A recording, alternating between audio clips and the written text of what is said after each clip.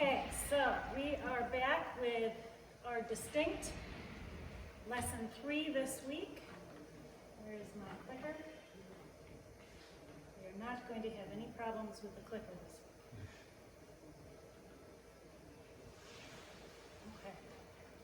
Okay. Have any of you ever been part of a team? Everybody's hands should be up, right? Whether it is a sports team, maybe the debate team, maybe a leadership team. How about a class project? Who's been part of a class project? That's a team, right? How about a musical group or say a band? Yeah. After school club, that's a team. You guys work together as a team, right? Everybody within the team has a distinct role, okay? Some of those roles you may not have chosen, you might have been assigned something. Some roles, like in a school project role, you might get the one part of the project that you didn't really want to have to do, and you get stuck with it because nobody else wanted it. That kind of thing. So what is a talent that you have? Can somebody raise their hand and just give me, what's one of your talents, Michaela? Okay, very good. You like music? Yeah, okay. Anybody else? Talents? Nobody has any talents. Sports. Yes, sports, yes. Drawing? Maybe. Yep. Anybody take any art classes? Painting or anything like that? Yeah? Okay. Is there anybody good at writing? Like when you get assigned an essay, you get a good grade? Yeah? Believe it or not, and it only comes once in a while, I can write poems. That's pretty cool. I did not know that. And it doesn't happen a whole lot, but All right. We'll have to store that up there for when we need it. Okay. If you could just think in your head about one talent that you've got, if you could pick from any of the talents, if you could immediately, within seconds, improve that one talent so it was like the greatest, and you were the best in that talent, what would it be? Has anybody got anything they want to share? If you've got something that you're pretty good at, but in a blink of an eye, you could be told that you were the best at that, what would you pick? Drawing, okay.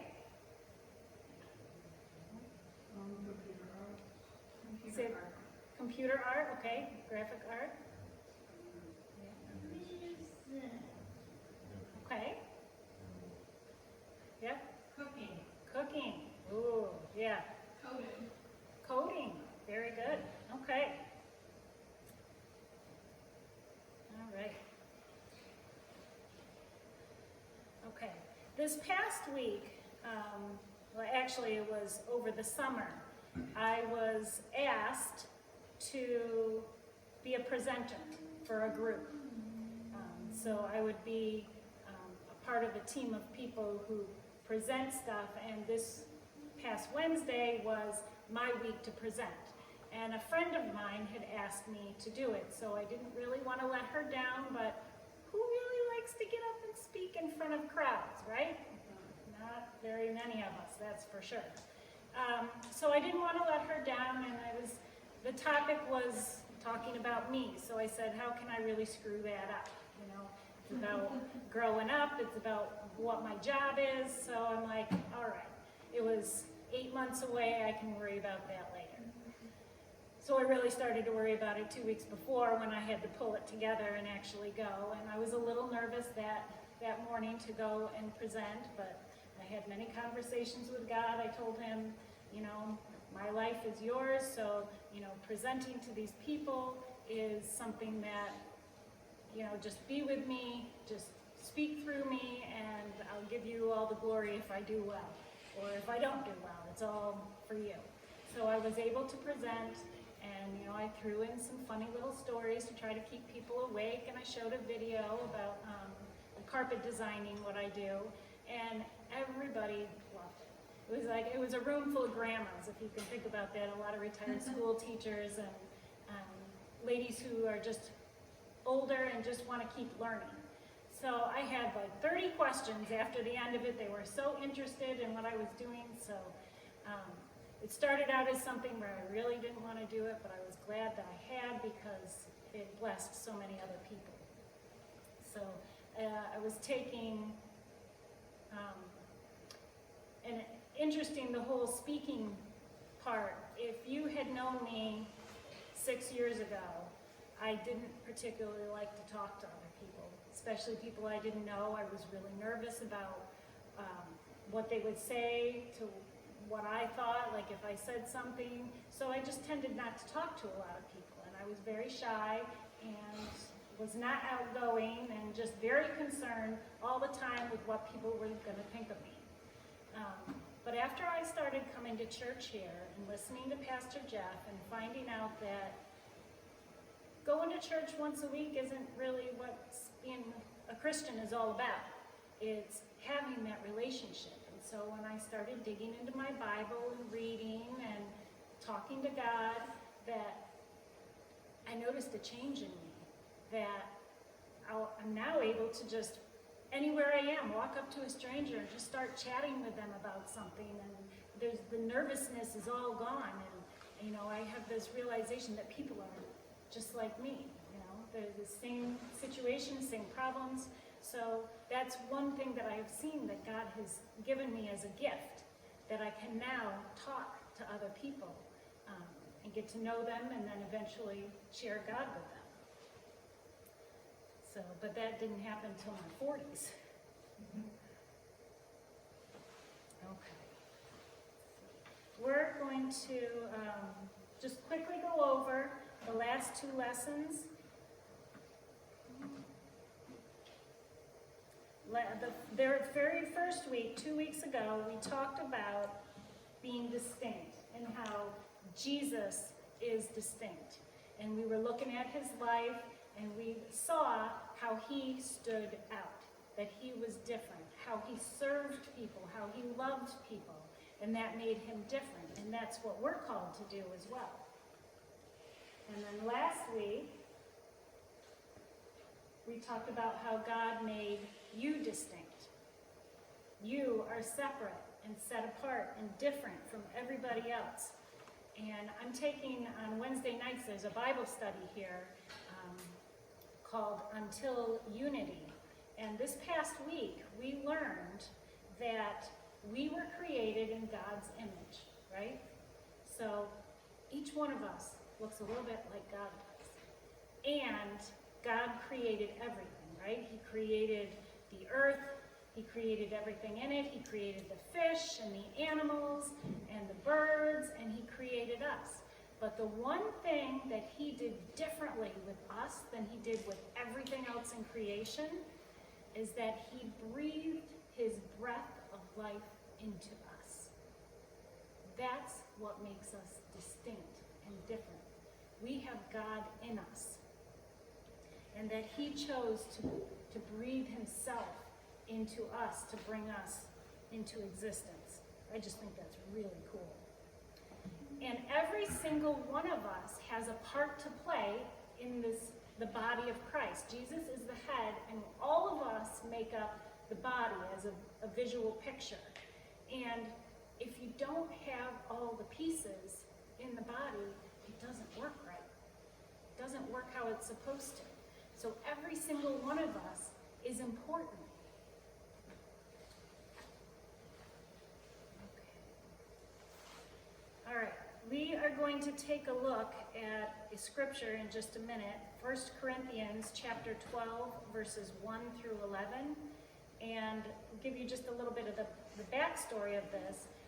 Paul, does everybody know Paul, who used to be Saul? Right? Paul wrote a lot of the New Testament. He had a pretty unique faith journey. Before he started following Jesus, he was so opposed to Christianity. He made it his mission to go out and chase after any Christians, throw them in prison, and have a number of them murdered and killed.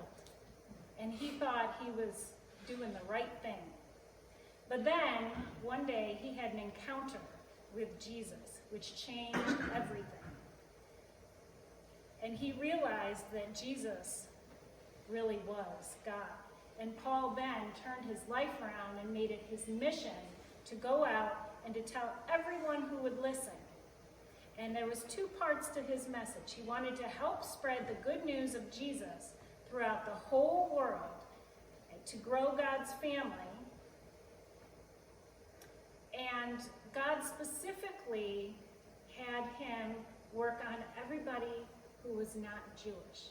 He had the right background, and God had given him what he needed to speak to those people. And so that is what he did with 100% of his life. He went out and did that. So if you think about like somebody who's an alcoholic, the best person to help them is somebody who has recovered from that. They know exactly where that person's been. They can explain and help them through the process. And it's a lot easier to make a connection with somebody that has gone through the same thing as you.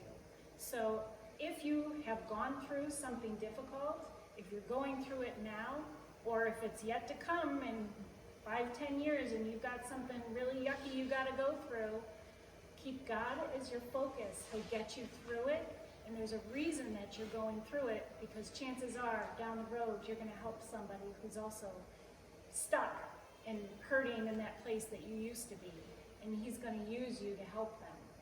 So difficult times are not all that bad, okay?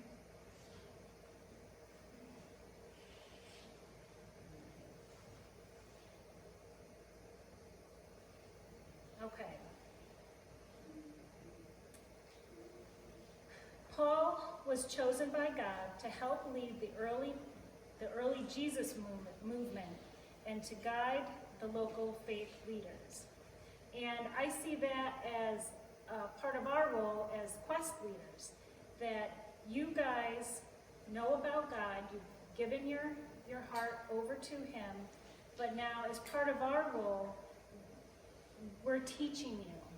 And it's up to you to pick up that ball, just like Jordan was talking about, and it's your job to keep learning new things about God and applying what you learn in here to your everyday lives. To keep reading, to keep praying, to keep talking with God, to do all those things. If you go to math class and you don't do your homework, and you don't study, and you don't pass your tests, what happens at the end of the year? Do you get to move on to the next math class? No, you fail. You fail, and you're stuck, and you have to repeat it. You're stuck in that place until you start to apply yourself and move forward and move on to the next thing. The same thing happens with your faith. If you don't learn and you don't grow and you don't push yourself, you get stuck. And that isn't going to help you or anybody else, because we're here to be to praise our God and to be a blessing to other people. But you can't bless other people when you're stuck. All right, let's take a quick look at this. I'm going to read through it. Now about the gifts of the Spirit, brothers and sisters, I do not want you to be uninformed. You know that when you were pagans, somehow or other, you were influenced and led astray to mute idols. Therefore, I want you to know that no one who is speaking by the Spirit of God says, Jesus be cursed. And no one can say, Jesus is Lord, except by the Holy Spirit. There are different kinds of gifts, but the same Spirit distributes them. There are different kinds of service, but the same Lord. There are different kinds of working, but in all of them and in everyone, it is the same God at work. Now to each one, the manifestation of the Spirit is given for the common good. To one, there is given through the Spirit a message of wisdom. To another, a message of knowledge by means of the same Spirit. To another, faith by the same Spirit. To another, gifts of healing by that one Spirit. To another, miraculous powers. To another, prophecy. To another, distinguishing between spirits. To another, speaking in different kinds of tongues. And to still another, the interpretation of tongues. All these are the work of one and the same Spirit, and he distributes them to each one just as he determines. Okay. So Paul was writing this letter to the Corinthian church because they were struggling.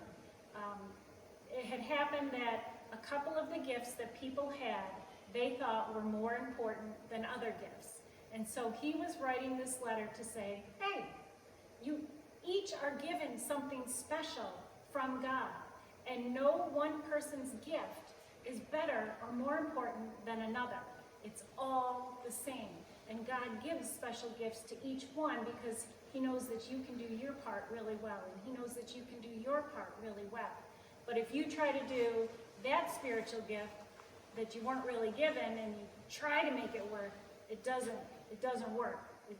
You fail at it. And so that's what was happening. So Paul was just reminding them, hey, all the gifts are the same. We need to appreciate all of them the same. And God picked each one of you specifically because he gave you gifts in order to do that. Okay? And unfortunately, this still happens in our church, all the churches today. You know, sometimes we put that pastor up on the pedestal, you know. But all of us, those working with the kids, those working out in the parking lot, the greeters, we're all important. We all make up the body of Christ. And the church doesn't run without everybody doing their part. Okay. Now we're going to move on to Peter. Has anybody ever heard of Peter? Yes. He's one of the disciples. He was one of the very first followers of Jesus. And he spent 3 years every day walking with Jesus and learning from him, going through life with him. Peter's history with Jesus was an experience that Paul didn't have because Paul never really knew Jesus. He never met him. He just had the encounter with him because Jesus had gone up to heaven to be with the Lord, and Paul didn't know him ahead of time. So Paul's faith is really strong because of that. Peter had a history of being pretty outspoken and sometimes even a little hot-headed. We got any hotheads in here? No? Our sister. Maybe. Your sister? Although this feature of Peter's personality got him into trouble at times, his passion and enthusiasm were also really important tools that God used for the mission of spreading the word. And God used Peter to work on the Jewish community because he was connected to them and had a relationship with them. So Paul was working on the non-Jewish, the Gentiles, and Peter was working on the Jewish. Okay. All right. And let's see what Peter has to say about gifts. Yep. All right. I missed that one. Okay. 2 seconds, and we're going to pull that up. 1 Peter, Bible, read, scroll to 1 Peter, here it is, chapter 4, verse 10. This is what it says. Each of you should use whatever gift you have received to serve others, as faithful stewards of God's grace in its various forms. So God gives you a gift, and he wants you to use it. And it's a special gift. Peter and Paul had very different backgrounds and temperaments and experiences. Their differences even resulted in a huge fight at one point. But Paul and Peter were both used by God in significant ways to spread the good news of Jesus all over the world. And we can serve in distinct ways too. Now, spiritual gifts. Might say, what the heck is a spiritual gift? Okay? And the spiritual gifts are not natural abilities. They're not like being good at soccer. They are supernatural abilities given by God. Whenever a believer puts a spiritual gift to work, it is an evidence of God's grace. The praise and glory belongs to God, who gives the gift and works through the believer for the good of everyone.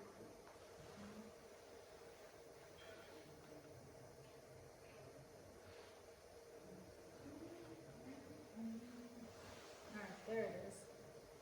Okay. Another version of the 1 Peter, which I just read. Each of you, as a good manager, must use the gift that God has given you to serve others. Okay?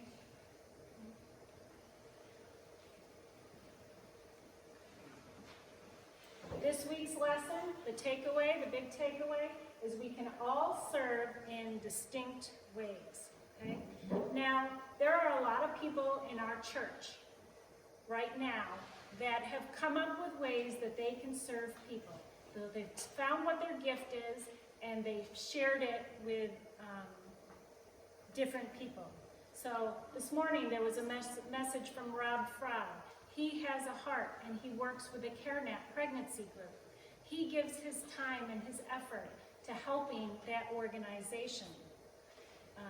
Another parishioner out there, Pat, he works with the prison ministry. Every week he goes to the prison and he meets with the prisoners and he teaches them about God and he listens to them and he prays with them and helps them build their relationship.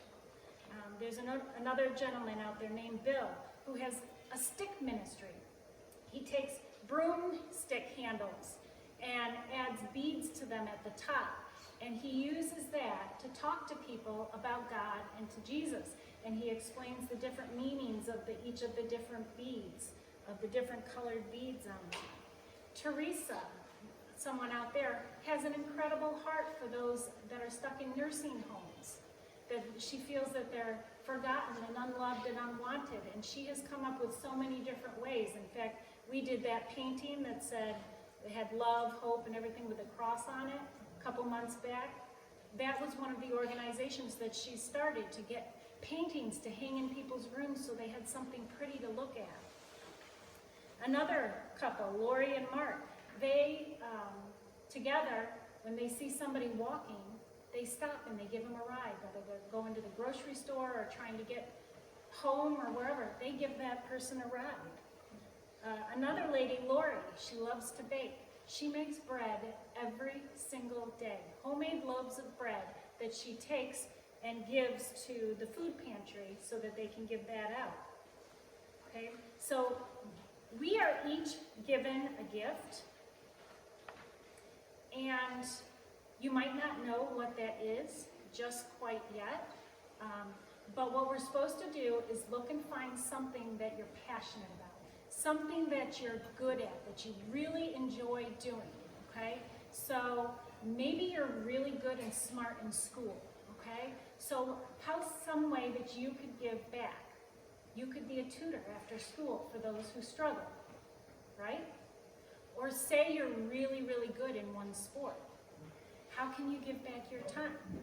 Well, they have clinics all the time. In the summer, you could help coach an AYSO soccer team. Or you could help out with the summer lacrosse program.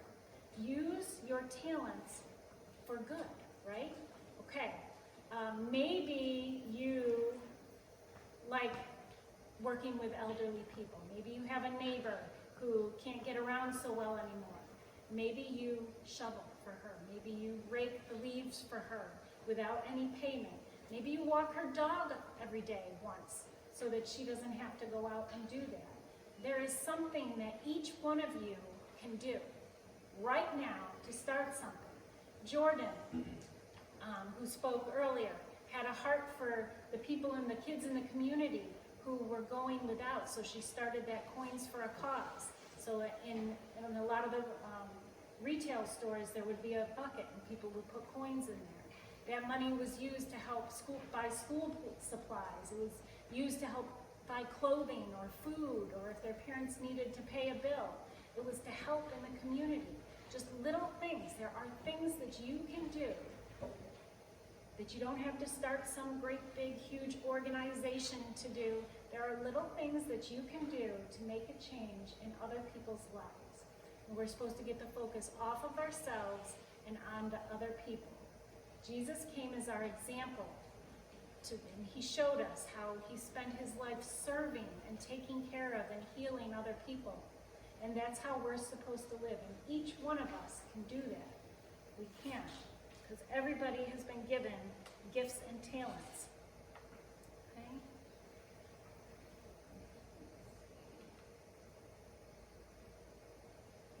Proverbs 11:25, a generous person will prosper. Whoever refreshes others will be refreshed.